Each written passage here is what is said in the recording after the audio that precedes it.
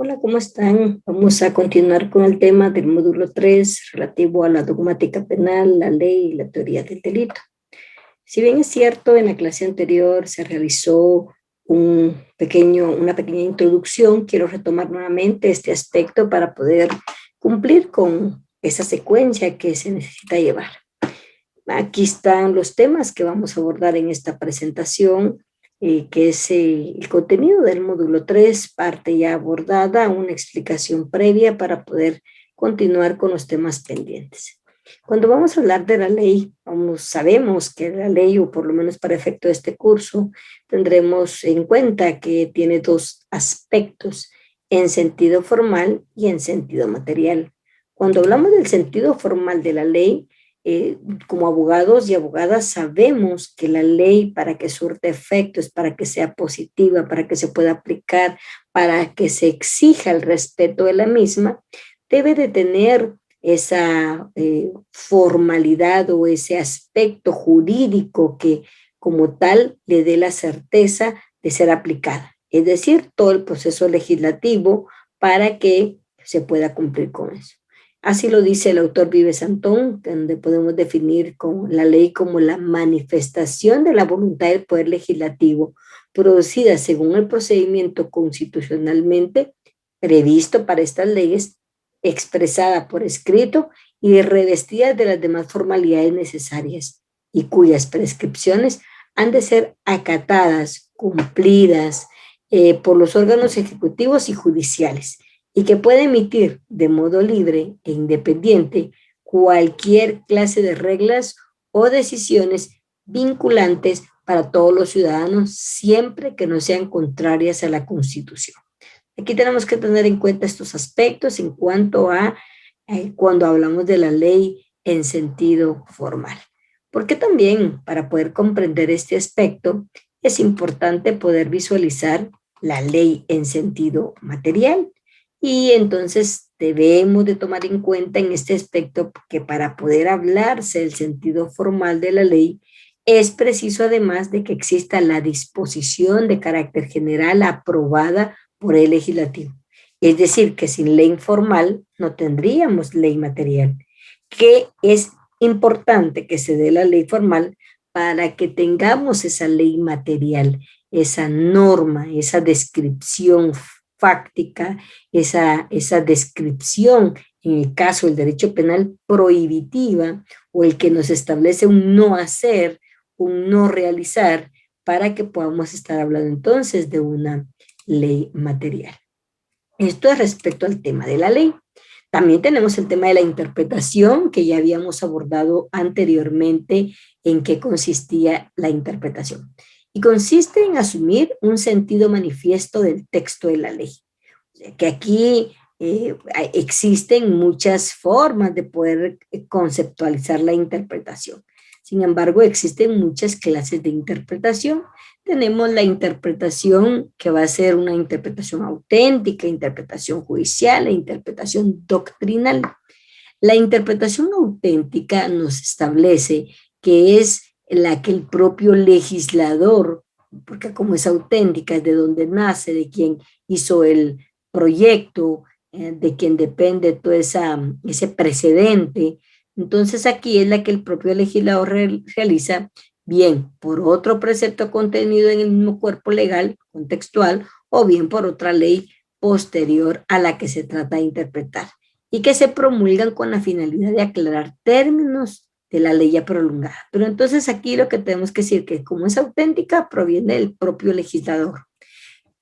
También tenemos la interpretación judicial, como su nombre lo indica, es la que realizan los órganos jurisdiccionales, donde al momento de resolver los conflictos que les son planteados de cualquier materia, pero como nuestro curso se especifican en área penal, ahí es donde vamos a establecer el juzgado que conoce esa materia penal, es el que hace la interpretación judicial. Es ante quién corresponde resolver un caso, una petición de la fiscalía, de los abogados, de los querellantes. Y también tenemos la interpretación doctrinal. Este es el producto del trabajo y la reflexión científica de los juristas y académicos. sus estudios, publicaciones, la teoría, la doctrina. Recordemos que aquí viene el tema de los dogmas, esas interpretaciones que se dan. Entonces, la interpretación doctrinal es todo ese trabajo científico de juristas y académicos estudiosos, la que abarca las doctrinas, sin ir tan lejos en el tema de la teoría del delito, en cada una de las explicaciones que se nos dan, en algunos elementos se habla del tema de las doctrinas, de las tendencias, las doctrinas que existen. Entonces aquí cuando tomamos en cuenta estas doctrinas, lo que se está realizando es una interpretación doctrinal. Si el juez es el que realiza la interpretación de un artículo para poder establecer la subsunción de unos hechos, el encuadramiento de unos actos hacia una norma jurídica, es el juez que está haciendo la interpretación. Por el contrario, quien realiza en este caso la ley, el legislador, si es también él necesita interpretar el cuerpo legal o otro, o el contexto, está realizando una interpretación auténtica. También tiene que ver, de acuerdo con los medios que se utilicen, cómo pueden ser interpretados. O sea, los medios son importantes. Los medios que se utilicen, la interpretación puede ser. Aquí hablamos de una interpretación gramatical. Y aquí cuando hablamos de una interpretación gramatical o literal, extrae el sentido de la norma. Cuando hablamos del sentido, tomando como base el significado gramatical, la gramática de las palabras que figuran en el texto de la ley. En el primer grado de la interpretación es el primer grado. Recuérdense que aquí hay varios, aquí estamos en el tema de los medios que utilizamos para la interpretación. Como hay peldaños, hay grados de interpretación. En este primer escalón, en este primer grado, tenemos a esta interpretación que comienza con el análisis del lenguaje, descifrar el significado de los términos utilizados. Hemos visto en algunas ocasiones algunos ejemplos que la ley, los artículos, no nos refieren en este caso a alguna descripción de lo que significa alguna palabra y entonces se tiene que hacer una interpretación gramatical. En la última reunión que tuvimos vimos algunos aspectos como estos que dejan muy a luz o dejan muy abierto algunas terminologías y entonces es importante que vayamos analizando, yendo a la gramática, Real Academia Española, para poder establecer en qué consisten estos aspectos. Y esto es importante en el derecho penal.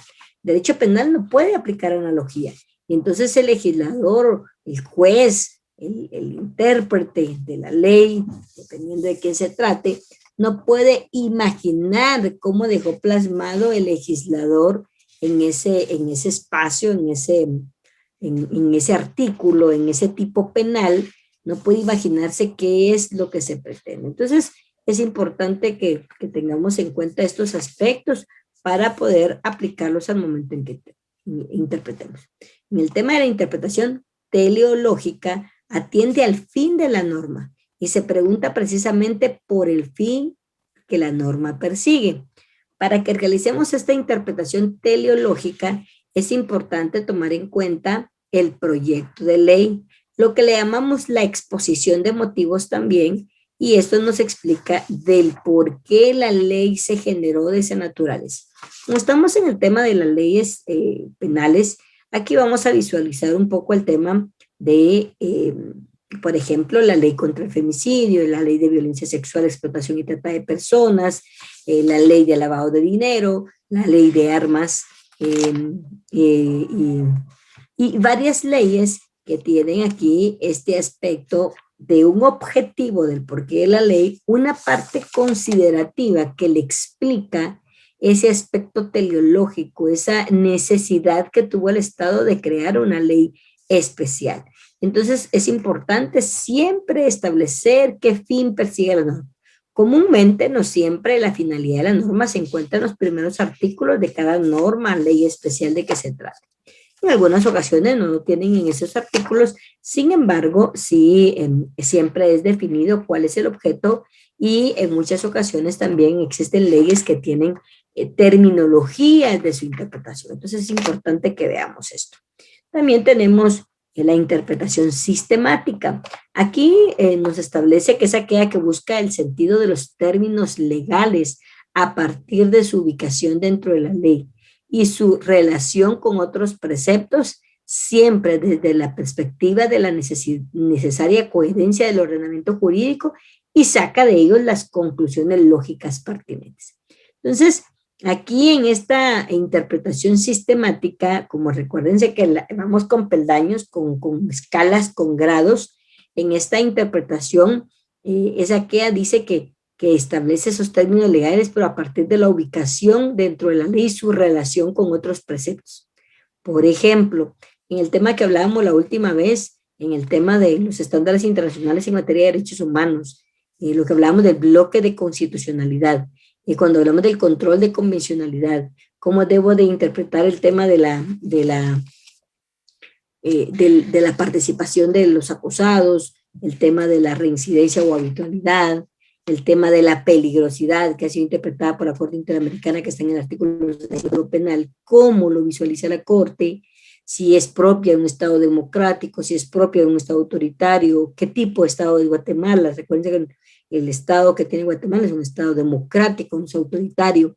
Entonces ese 65 está un poquito desfasado de la finalidad principal. Entonces, cuando usted interpreta ubicando las normas, su relación con otros preceptos y más de carácter internacional, que a partir de lo que nos explica la Corte de Constitucionalidad en el tema del bloque de constitucionalidad, sabemos entonces que esto se debe de aplicar tomando como fundamento estándares internacionales en materia de derechos humanos. Entonces, esta interpretación sistemática es importante tenerla en cuenta para poder establecer una interpretación que no vulnere la normativa internacional y que, por supuesto, cumpla la finalidad de la ley, que es lo principal en eso. Entonces, es importante tener en cuenta estos tipos de interpretación. También existe la interpretación, en esta pueden ser declarativas, restrictivas o extensivas. La declarativa se produce cuando se da una perfecta correspondencia entre la voluntad y la letra de la ley. Está declarando, lo que está plasmado es lo que se está realizando, es la declarativa. En tanto que la restrictiva, como su nombre lo dice, disminuye, concurre a la voluntad de la ley. Es realmente distinta de lo que la ley expresa y en este caso debe atribuirse a los términos gramaticales un significado estricto, no extenso, no amplio, estricto. Es la interpretación que limita el alcance y sentido de la norma en la relación con las posibilidades aparentes que ofrecía su falta de precisión o su oscuridad. Recuérdese que siempre la interpretación se va a dar, va a ocurrir, se va a desarrollar, la vamos a practicar, siempre y cuando exista una norma imprecisa, oscura, ambigua, no clara. Ahí es donde vamos a aplicar la interpretación.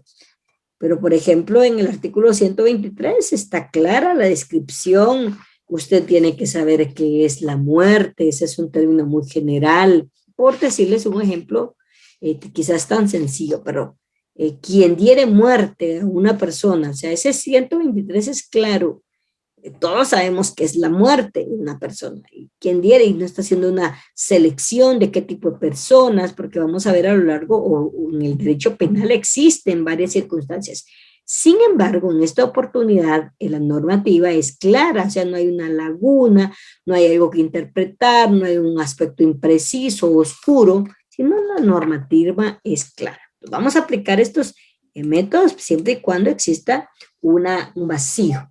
De lo contrario, no hay necesidad de interpretar. En este tercer punto se da cuando el significado íntimo de la norma es más amplio que el tenor legal. Y en este caso hay que atribuir a las palabras un significado que rebasa su más amplia aceptación. Esta interpretación amplia en alcance y sentido de la norma, sin embargo, debe tomar siempre en cuenta la posibilidad real de ampliar lo que la letra o espíritu de la norma le permite, sin sobrepasarlo. Nunca es eso de pasar eso, ¿verdad?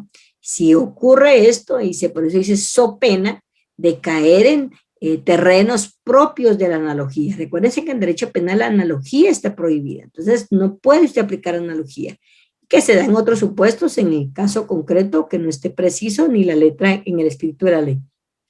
Si no es claro y es muy ambiguo, entonces al no aplicar analogía, entonces tendría que establecer esta circunstancia. Entonces tenemos que tener claro este aspecto para poder establecer esto. En cuanto al tema de la interpretación, ¿verdad? Entonces tenemos que tener este punto claro. Entonces vamos a continuar aquí en el tema.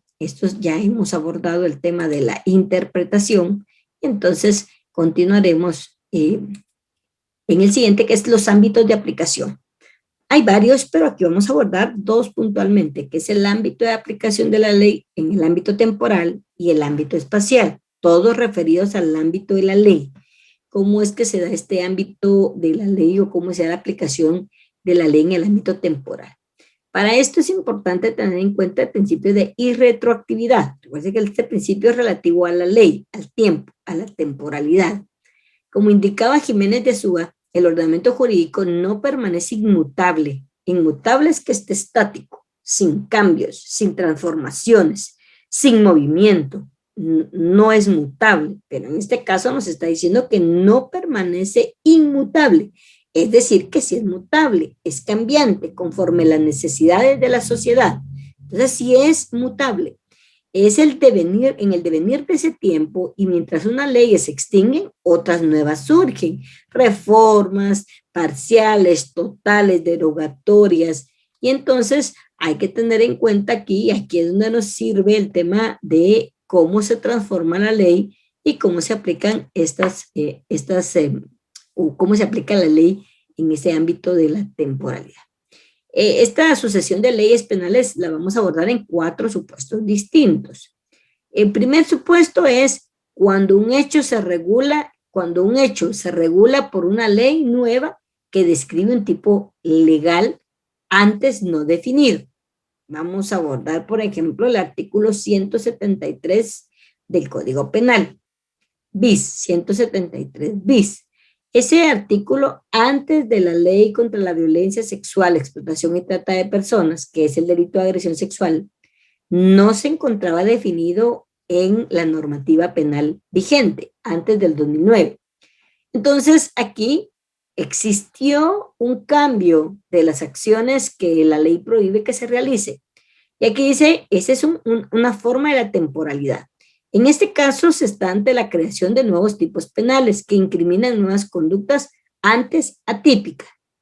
¿Cómo procede en este caso? Aquí pues es importante abordar de que todo lo que ocurrió antes de la vigencia de esa ley no puede ser sancionado cuando se dan esas características descritas en el 173 bis. Estamos hablando de ese ámbito. También cuando una ley nueva deja de considerar como delictiva una conducta que era delictiva, y en este caso es justamente el inverso. Un comportamiento típico hasta un determinado momento queda despenalizado o destipificado, pasando a ser atípico y dejando por lo tanto de ser punible. Como no está plasmado en una ley porque perdió esa positividad, entonces ahora va a ser atípico, no es típico. Aquí en este caso quizás algunos se recordarán que existía en el tema de delitos sexuales, fueron modificados varios, y aquí también existían algunos delitos que fueron eliminados, como los abusos deshonestos violentos o los abusos deshonestos. Este delito, pues algunas veces se iban a estos delitos para modificar algunos, y este delito fue eliminado, y ahí es el ejemplo de esto. Una ley que consideraba que existía un delito, ahora considera que ya no lo es. Entonces aquí por muchas circunstancias, porque se crearon nuevos tipos penales más severos, porque incluyeron estas conductas en otras, se crearon nuevas normas, y entonces ahí es donde se va aplicando esta circunstancia. Cuando una ley nueva modifica de algún modo la descripción de un comportamiento que ya es típico. Una ley nueva modifica de algún modo la descripción de un comportamiento que ya es típico. Entonces aquí, por ejemplo, la ley contra la violencia sexual, en el artículo 173, que ya era un delito, modifica la descripción de un comportamiento. Ahí siempre se tiene que tener cuidado, antes de la reforma del 2009, después de la reforma, porque ahí lo que cambian es el tema de las sanciones, no se aplican las mismas sanciones. Entonces siempre hay que ver el tema de cuándo se cometió el delito para poder aplicarlo en la época en que se cometió el delito. No puedo aplicar la ley vigente a la aplicación del delito, es decir, si hoy estoy juzgando un hecho por ejemplo, en el delito de, de violación que está en el 173, estoy juzgando hoy, pero el hecho fue en el año 2000, por darles un dato, esto fue reformado en el 2009, entonces del año 2000, entonces hay que analizar que no se puede aplicar con la reforma que tiene, si es factible la aplicación de la reforma, por el tema de la presión, la que está vigente, no la que estaba vigente en el momento de los hechos. Había un delito, fue cambiado a la descripción de los hechos y esto es importante tenerlo en cuenta. Cuando una ley penal nueva varía la punibilidad, esto creo que es más específico, la pena específicamente asociada a un comportamiento que es típico. Este es en el otro, modifica la descripción de un comportamiento. Que es, bueno, incluso el comportamiento también es modificado en el 173. Entonces vamos a centrarnos al comportamiento. Por ejemplo, antes se exigía que en ese comportamiento, para que fuera constituido de delito de violación, la mujer en contra de quien se cometiera, que aparte tenía que ser una mujer. El sujeto, el delito no era un delito abierto. Los niños o los adolescentes o los adultos estaban invisibilizados en esta norma. El numeral 3 es en cuanto a la descripción de un comportamiento. Entonces, ahí iba dirigido ese comportamiento únicamente a mujeres, pero no cualquier mujer. Eran mujeres honestas las que podían entrar en esta descripción. Eso fue cambiado y ya se estableció una generalidad en este apartado, en la descripción del 173. Y el numeral 4 sería el ejemplo en cuanto a la punibilidad, que cambió la punibilidad, el tema de la pena cambió en el delito de violación, y este sería el ejemplo en el numeral 4. Entonces, ¿cómo se aplican? Recordemos que es la que más beneficia, en este caso, al reo, y siempre aplicando la ley vigente al momento de los hechos. Aquí, perdón, vamos a hablar también del ámbito espacial. En el ámbito espacial de la ley también tenemos que determinar algunos aspectos importantes, como es el tema de qué es primero el ámbito espacial. Y aquí podemos ver que constituye un conjunto de normas. Este ámbito, este conjunto de normas o principios que resuelven los supuestos en un concurso de colisión de diversos derechos penales distintos, el ámbito espacial. El espacio, la territorialidad. Ya estábamos hablando del tiempo, temporalidad. Aquí estamos hablando del espacio.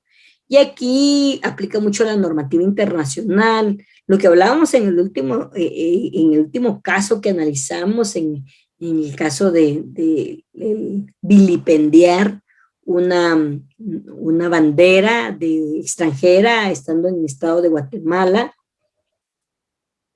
Pero ¿qué pasa cuando esto se da fuera también? Entonces aquí es importante visualizar estos aspectos.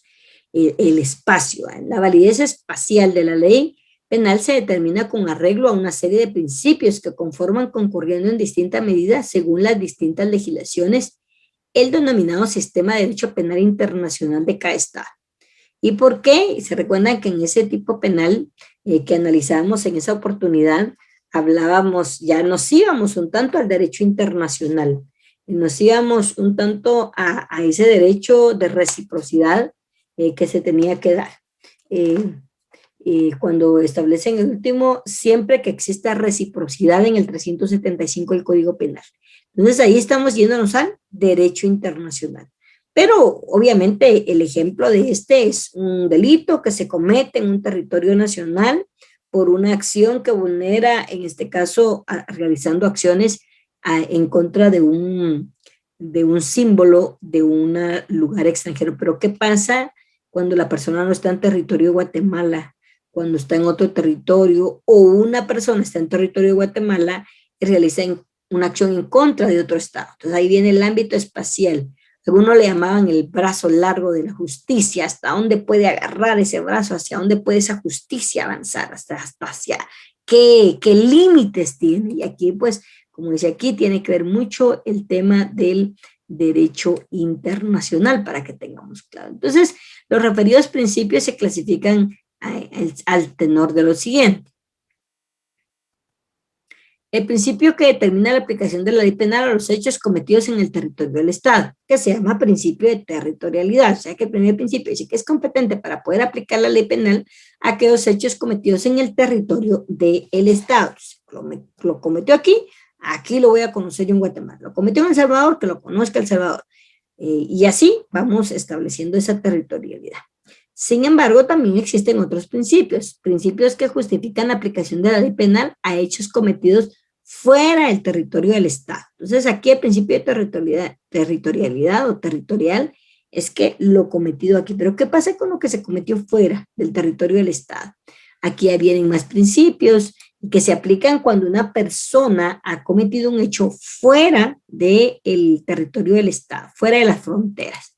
En el principio de territorialidad o territorial, la ley penal del Estado se aplica a los hechos punibles cometidos dentro de su territorio. Abstracción hecha por la nacionalidad del autor. La correcta interpretación de este postulado exige determinar que se entienda por territorio del Estado y precisar que debe entenderse el lugar de la comisión, que se debe llevar a cabo en el lugar en donde se llevó a cabo la comisión. Y también, en cuanto al principio real o de defensa, la justicia, la aplicación del derecho penal de un Estado a hechos que han cometido fuera del territorio nacional, pero que protegen bienes jurídicos que se encuentran en él y que son objeto de especial protección por su relevancia e integración de un Estado como tal. También tenemos el principio de nacionalidad o de defensa.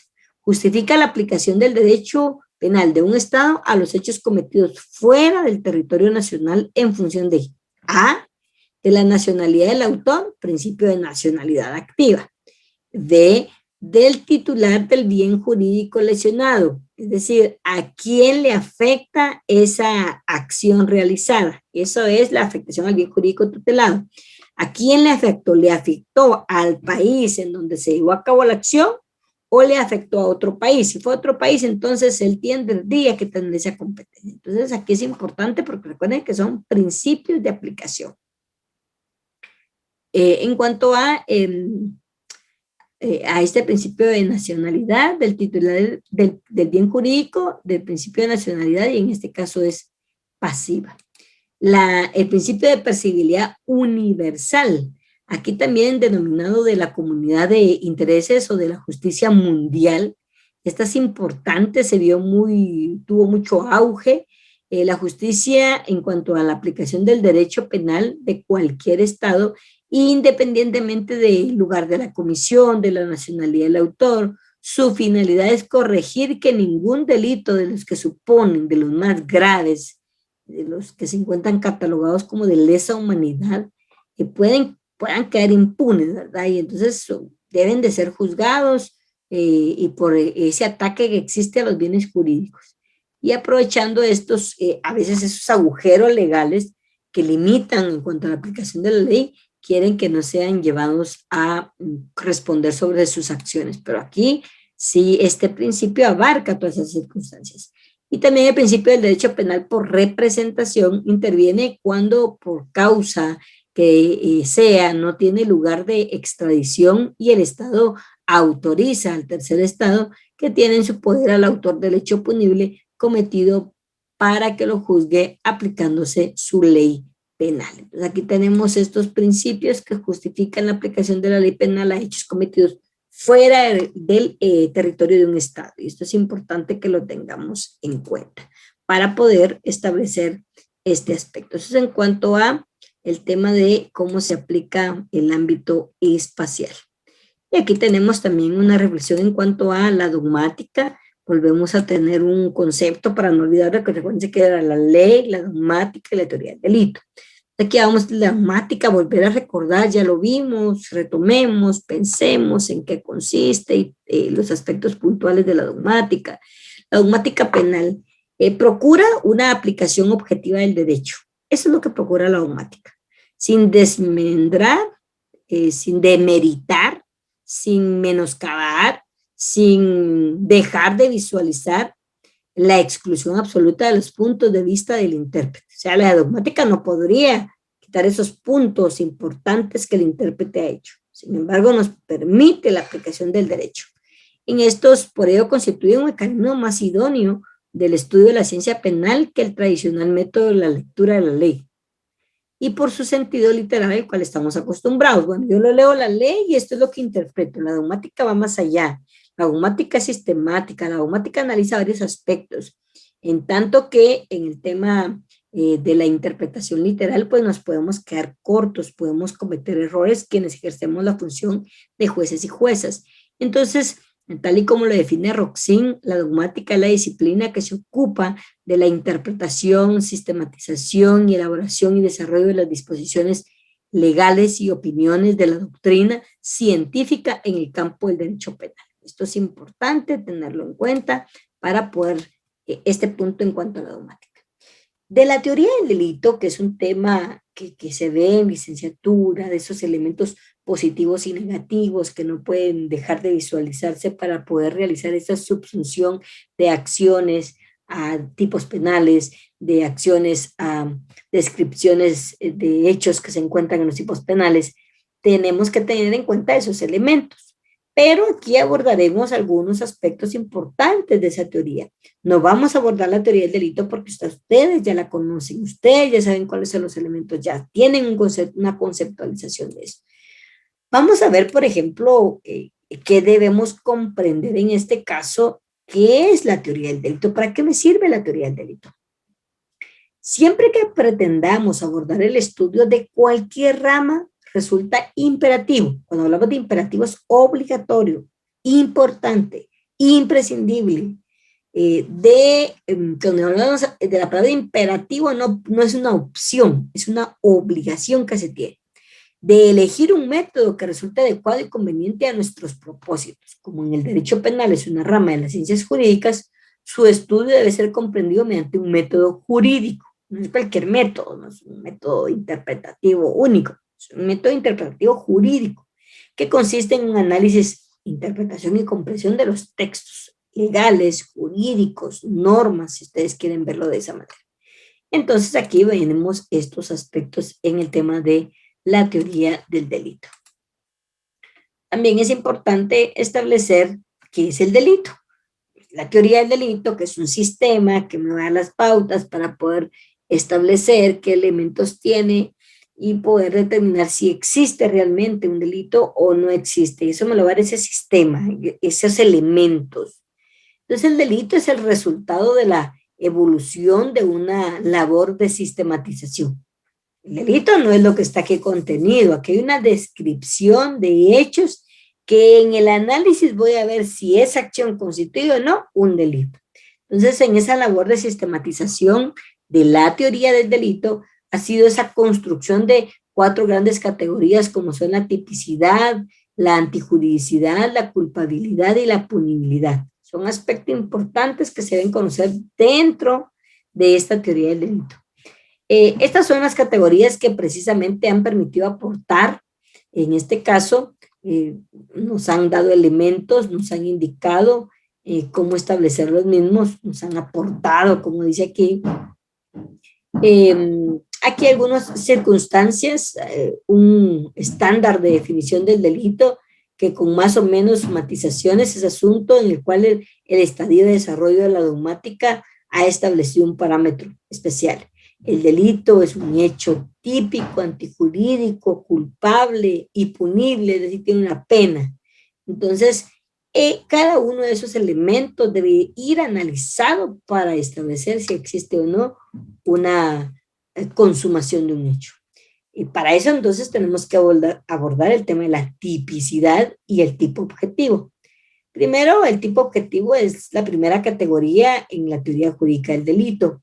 Las funciones principales que tiene encomendado este tipo dentro de la teoría jurídica es que tiene 3, la garantía, la de motivación y la indiciaria.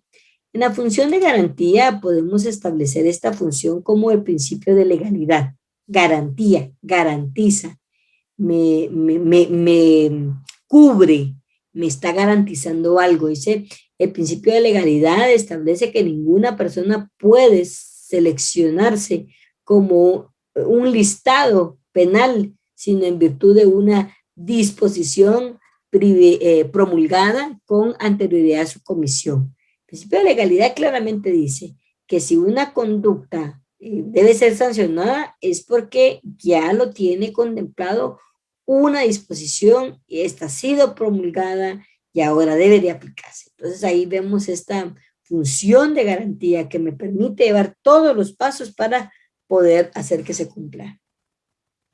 También tenemos la función de motivación, la delimitación normativa de las conductas sancionadas, es decir, que tienen una sanción, que tienen una pena, a través de los elementos típicos que la configuran, no solo permite establecer una garantía de cuidado frente a el ejercicio del ius puniendi. Recuérdense que ese ius puniendi es esa potestad que tiene el Estado de poder crear tipos penales, normas, de poder sancionar conductas.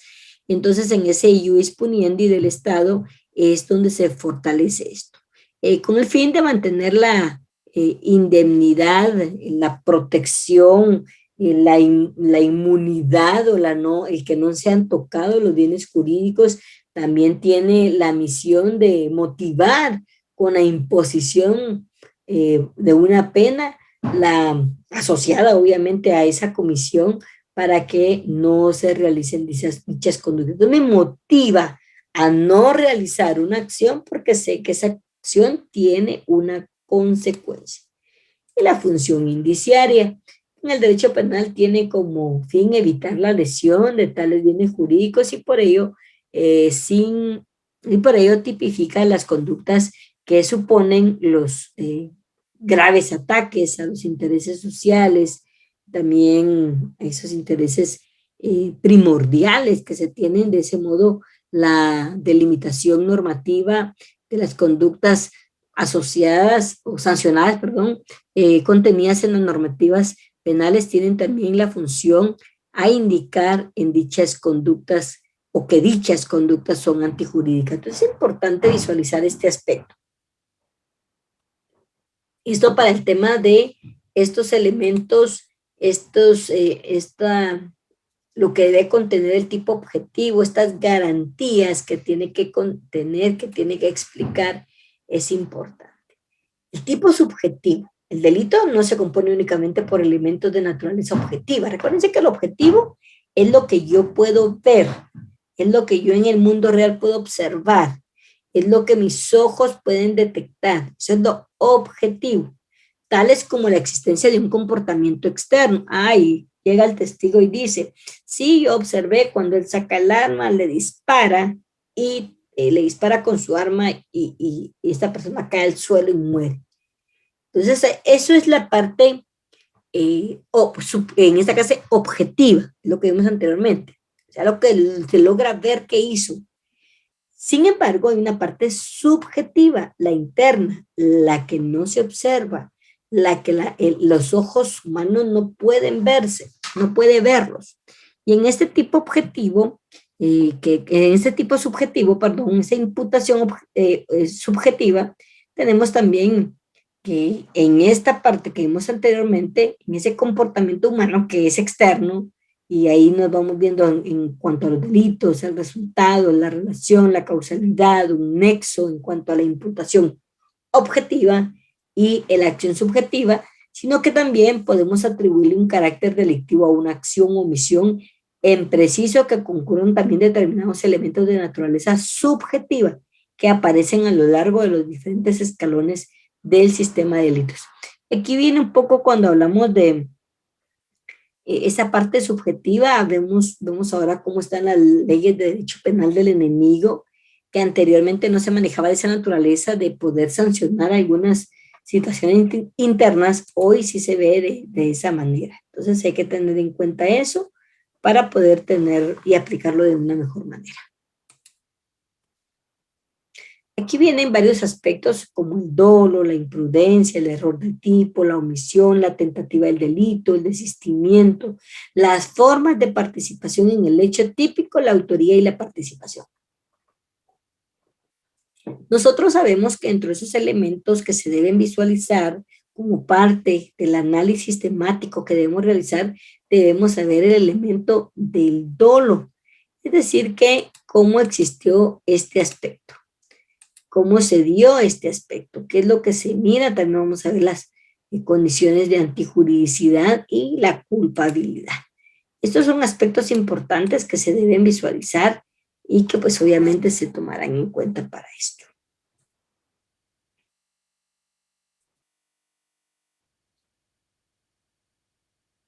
Aquí vamos a analizar entonces en el tema, vamos a ver aquí.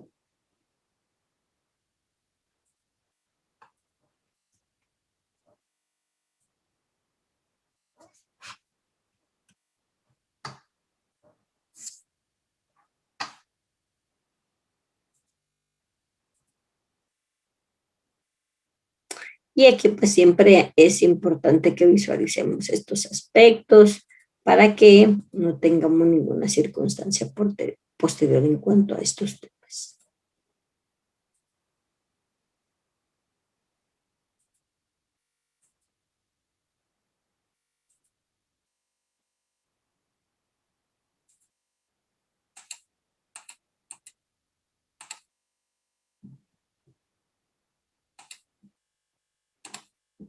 Entonces vamos a ir a las circunstancias que modifican la responsabilidad penal y la pluralidad. Y primero es la teoría general de las circunstancias, ¿verdad? ¿Cómo se da ese tema de la teoría general de las circunstancias? Y aquí vamos a analizar algunos aspectos importantes en este tema de la teoría general de las circunstancias. Vamos a establecer que resulta evidente que el estudio de las circunstancias que modifican la responsabilidad penal criminal debe realizarse mediante el examen de la legislación penal vigente, en este caso vigente en Guatemala. Y aquí hablamos de no solo del Código Penal, sino también de leyes penales especiales. Cada uno de estos delitos tienen sus circunstancias especiales que pueden modificar esta responsabilidad penal. Y la pueden modificar de varios aspectos. Vamos a ver. Y también vamos a analizar en este punto que en efecto las circunstancias modificativas resultan ser un elemento de fundamental importancia en la medición del nivel de intensidad sancionatoria o para ser sancionada. Si una intervención de una persona fue mínima y no tuvo el resultado en la protección al bien jurídico tutelado de tanta trascendencia, entonces puede ser una responsabilidad menor, disminuye la responsabilidad penal o se aplica una sanción mínima. En tanto que, por el contrario, si es un elemento que tiene una extensión e intensidad del daño causado, entonces aquí se pueden visibilizar para ese aumento, para esa modificación de la sanción. Entonces aquí, para esto nos sirven la teoría general de las circunstancias, para disminuir o para agravar. Debe evaluarse el régimen de estas circunstancias tomando en cuenta de manera principal la función, el origen, el sentido de ellas o que ellas juegan dentro del marco general de nuestro sistema penal. El examen propuesto se debe hacer comprobando en cuál medida cada circunstancia modificativa en particular de las que hoy existen tienen o mantienen en nuestro sistema este aspecto y si cuentan sobre todo con el análisis desde el plano constitucional. Este es el análisis que debemos realizar en el tema de la teoría de las circunstancias. Y también, entonces aquí ya, como hablamos de que aumenta o disminuye, vamos a hablar de las circunstancias agravantes y atenuantes, que estas, pues ustedes muy bien lo saben, se encuentran en el Código Penal guatemalteco y en el caso de las circunstancias agravantes se encuentran en el artículo 27 y las atenuantes en el 26. Pues ahí nos dicen que es atenuar es disminuir, pues y agravar, ya saben que es agravar en este caso la pena mínima fijada en los delitos. Entonces, al momento de determinar la pena es importante en cada caso tener en cuenta estos aspectos básicos. En primer lugar, es necesario tomar en cuenta la gravedad objetiva del hecho y en segundo lugar debe de establecerse o incorporarse la culpabilidad de la persona a quien imputó dicho hecho. Entonces es importante tener en cuenta esto si según la doctrina clásica las agravantes se definen como aquellos hechos que uniéndose a los elementos materiales o morales del delito aumentan la criminalidad de la acción o culpabilidad del autor. Ahí vamos viendo estos aspectos en cuanto a cómo aborda la doctrina el tema de las circunstancias. En cuanto a estas circunstancias agravantes, existen una clasificación en cuanto a las agravantes objetivas y las agravantes subjetivas. Las agravantes objetivas dice que pues, el objetivo, aquella es la que es posible apreciar en una mejor gravedad del daño producido por el ilícito o bien de la mejor facilidad de la ejecución que supone una mayor desprotección del bien tutelado. Independientemente de que éstas se hayan o se deduzcan o no de una mayor responsabilidad o reprochabilidad del sujeto. Aquí es importante que visualicemos estas clasificaciones en cuanto a las agravantes. Las subjetivas se consideran subjetivas, en cambio, aquellas que no están siendo relacionadas directamente con el hecho cometido, por eso es subjetivo, por eso no es comprensible, sino que el autor se ve reprochado con mayor pena por situaciones relacionadas con su persona y con circunstancias de su vida anterior.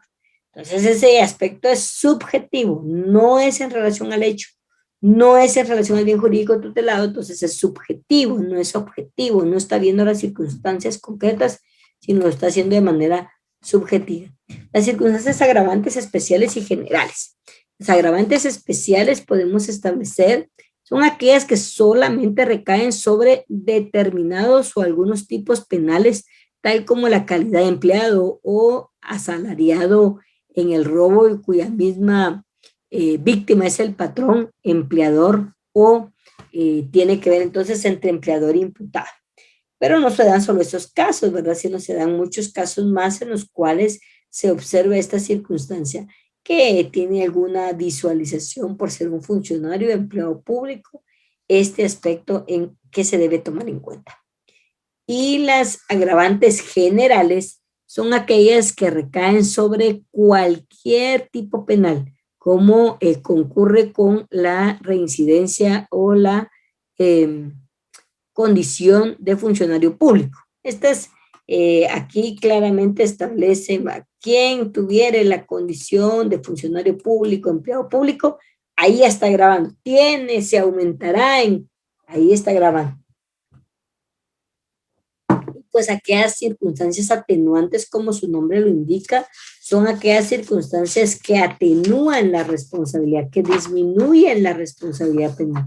Y esto se va a visualizar a través de algunos aspectos que se observan a lo largo del Código Penal. Esas circunstancias que están justificando de cierta manera, o en algunos casos, pues, cuando hay casos en los que realmente los eliminan, pero es importante que lo visualicen. Aquí tenemos el tema de la unidad y pluralidad de hechos.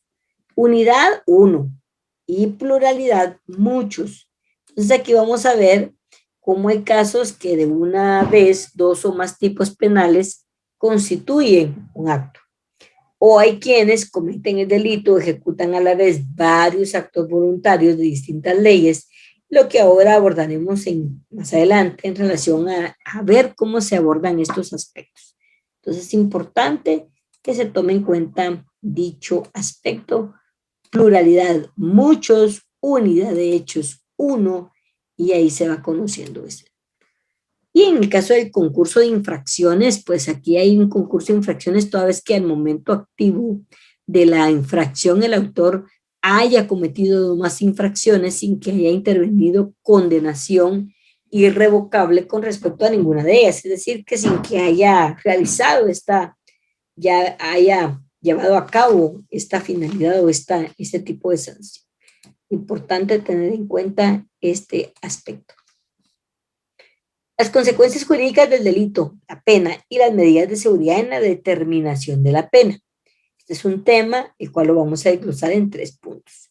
Primero, las consecuencias del delito y de la pena, las medidas de seguridad y la determinación de la pena.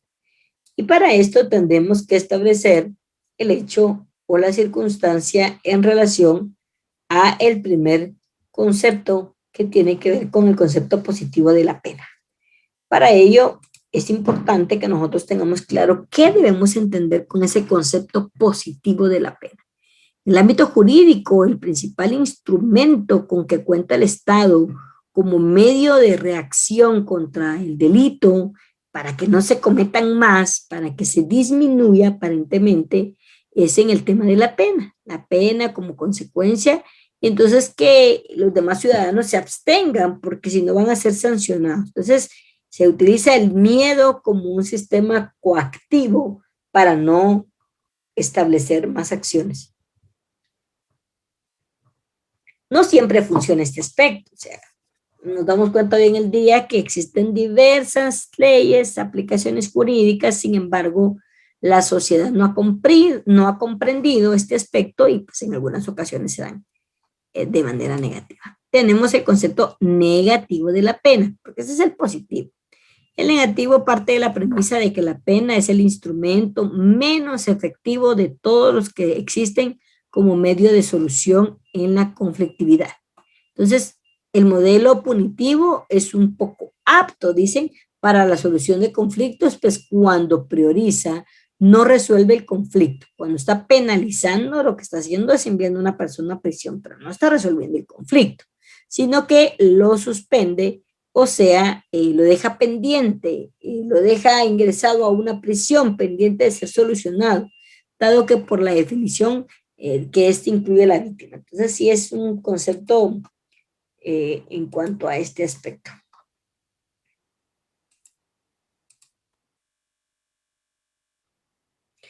En esto también vamos a ver en el tema de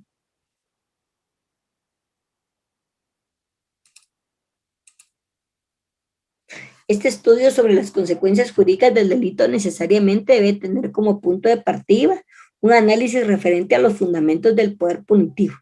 De igual modo, se establece estos distintos estratos en el orden material que interviene en el proceso para la realización del derecho penal, siempre poniendo como fundamental atención la determinación de la pena y la medida de seguridad.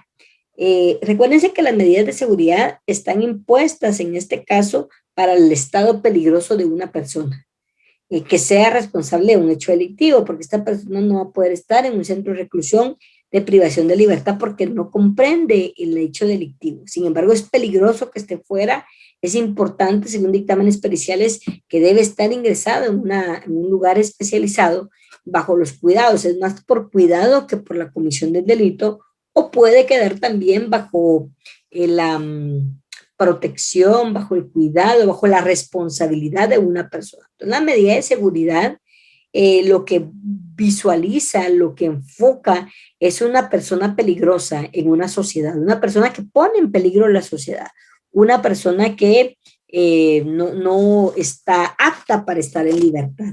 Eh, y en este caso, pues en esa circunstancia ha cometido una situación que lo conlleva o lo deja en ese aspecto. Entonces, a partir del artículo 84 viene el tema de la medida de seguridad que también inicia con el principio de legalidad y es relativo o similar al tema de la prisión. Esto hablando del Código Penal. Entonces se nos habla, ¿verdad?, que no se podrán decretar medidas de seguridad sin disposición legal que las establezca expresamente ni fuera de los casos previstos en la ley. Y así a partir del artículo 84 nos establece todo el tema del estado peligroso, la aplicación jurisdiccional, qué clases de medidas, el internamiento especial, las medidas curativas, el régimen de trabajo, la peligrosidad. Entonces nos establece varias circunstancias en este aspecto de la pena. Es importante tenerlo en cuenta para poder visualizar el mismo.